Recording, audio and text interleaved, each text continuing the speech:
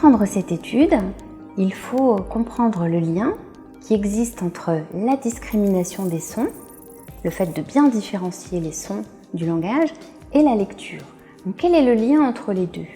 Eh bien, pour apprendre à lire, dans une langue comme le français au principe alphabétique, il faut être capable d'associer deux types d'unités. D'un côté, c'est les sons, et de l'autre côté, c'est les lettres. Ça veut dire pour l'enfant, connaître petit à petit un certain nombre de lettres et toutes les lettres, et connaître, différencier les sons, et puis les apparier, les mettre ensemble. Et donc les sons ont une importance cruciale, d'autant plus que les lettres ne se prononcent pas comme elles s'écrivent, sauf pour quelques voyelles, comme le A qui se prononce A, le I qui se prononce I, sauf le Y, mais il y a certaines voyelles comme ON, ça s'écrit ON, donc le son n'est pas pareil.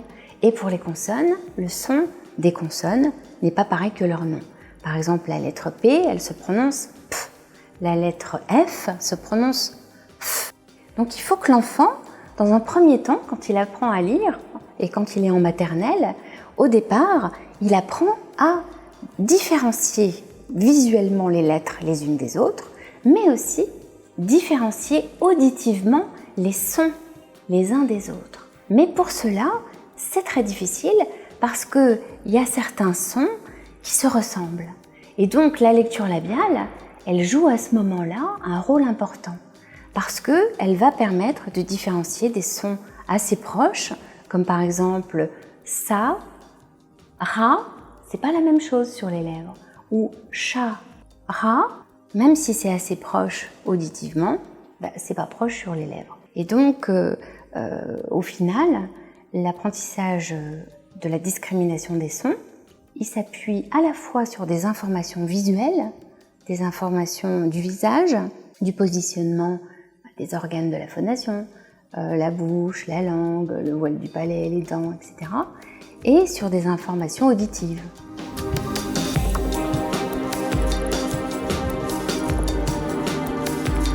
La situation de la Covid-19 a permis de se poser de nouvelles questions et d'aller un petit peu fouiller des résultats que nous n'avions pas interprétés, que nous n'avions pas analysés parce que nous avions d'autres objectifs.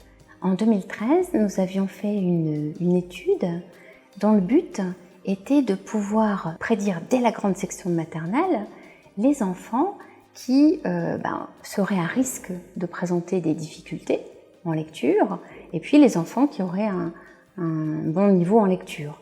Donc pour cela, nous avions suivi deux groupes d'enfants.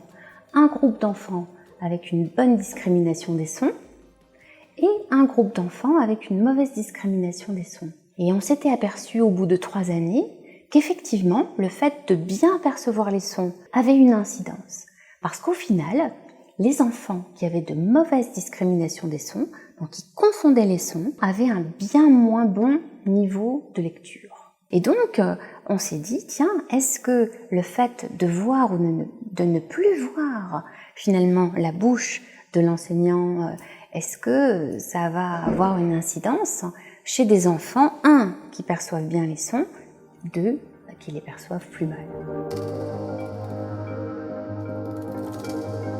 Les résultats actuels nous ont beaucoup surpris.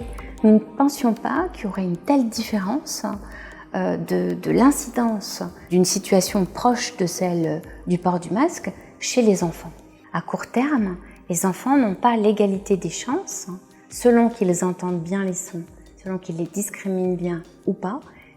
Ils ne sont pas dans une situation où ils peuvent de la même façon apprendre à lire. Donc, le masque est inégalitaire.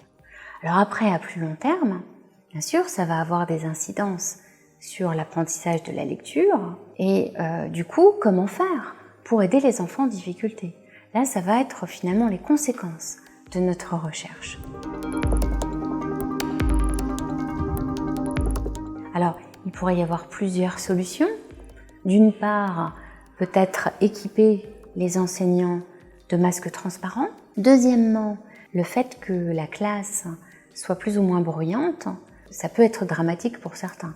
Donc du coup, peut-être alléger les groupes, peut-être prévoir pour ces classes où les enfants sont en apprentissage, une grande section CP, CE1, d'alléger les effectifs.